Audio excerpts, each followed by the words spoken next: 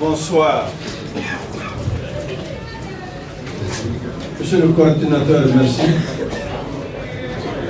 Mesdames et messieurs, je me présente, je suis Hassan Baï. Je suis avocat de profession et j'appartiens au FSD.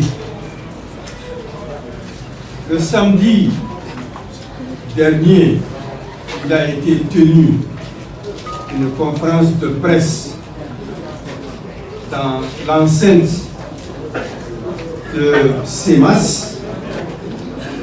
Et au terme de cette rencontre, les trois parties ont publié un communiqué de presse.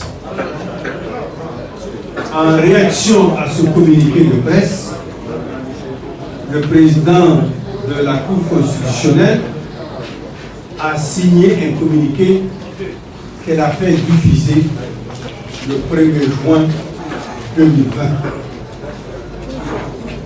En réplique, voilà la déclaration, voilà le communiqué de presse que publie la CEMAS, le FSD et EMK en réaction au communiqué de presse de Mme Manassa Danyoko, présidente de la Cour constitutionnelle. Le Front pour la sauvegarde de la démocratie, FSD, la coordination des mouvements, associations et sympathisants de l'imam Mahmoud Diko, CEMAS, et le mouvement Espoir Madikoura, EMK, ont pris connaissance avec indignation le communiqué de presse publié le 1er juin par Mme Manassa Danyoko, présidente de la Cour constitutionnelle du Mali. Le dit communiqué fait suite à une déclaration rendue publique le samedi 30 mai 2020 par les trois organisations appelant à un rassemblement le vendredi 5 juin 2020 au monument de l'indépendance en vue de demander la démission du président Ibrahim Boubacar Keïta. Madame Manassa Danyoko, sortant du cadre légal et des missions de la Cour constitutionnelle, s'autoproclame gardienne de la Constitution et s'attaque sans raison aux partis politiques, aux mouvements qu'elle accuse de tenir des propos insurrectionnels, subversifs et séditieux pour avoir appelé les forces patriotiques à un rassemblement. Et le ton, et avec un ton condescendant, elle s'époumonne à vouloir engager le gouvernement dans une dynamique de répression contre les forces patriotiques décidées à prendre en main leur propre destin et celui de la nation tout entière. À cet effet, elle enjoint au gouvernement l'application scrupuleuse des sanctions pénales et celles liées à la charte des partis politiques et à la loi sur les associations à l'égard de tous ceux engagés à obtenir le mieux-être des Maliens. Le FSD, la CEMAS et EMK s'indignent des dérives et agressions répétées qui traduisent, hélas, l'état de sénilité très avancé de la présidente de la Cour constitutionnelle qui foule aux pieds son propre serment qu'elle a prêté solennellement devant l'Assemblée nationale et la Cour suprême, réunies sous la présidence du président de la République, conformément à l'article 93 de la Constitution.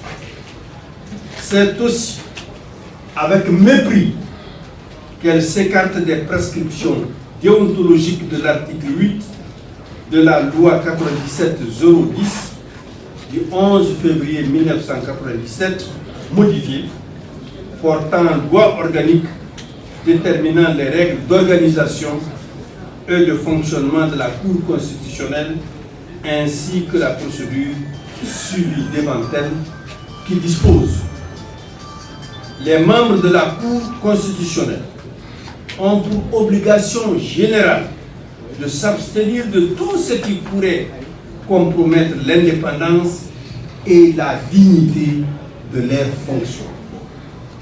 Ils ont l'obligation en particulier, pendant la durée de leurs fonctions, de n'occuper au sein des partis politiques aucun poste de responsabilité et de direction, même à titre honorifique, de garder le secret des délibérations et des votes, et de ne prendre aucune position publique sur les questions ayant fait ou susceptibles de faire l'objet de décisions de la part de la Cour, de ne donner aucune consultation sur les questions relevant de la compétence de la Cour constitutionnelle.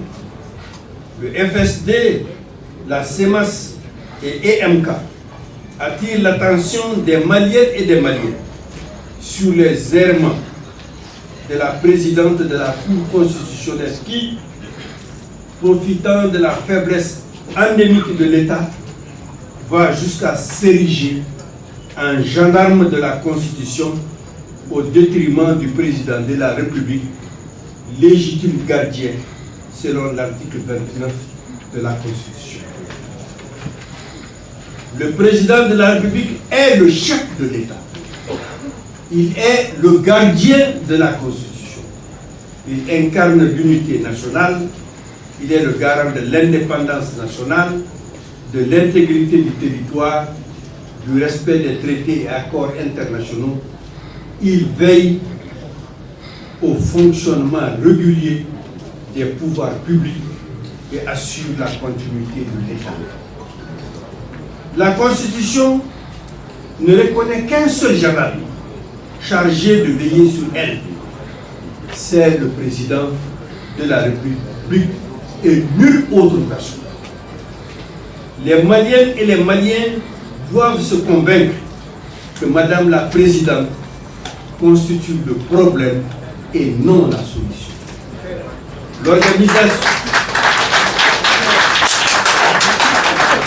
L'organisation d'un troisième tour du scrutin législatif d'avril 2020 dans le secret de son cabinet et la négation du droit des citoyens à la liberté d'association, de réunion, de cortège et de manifestation sont autant de motifs légitimes qui fondent les revendications des forces patriotiques.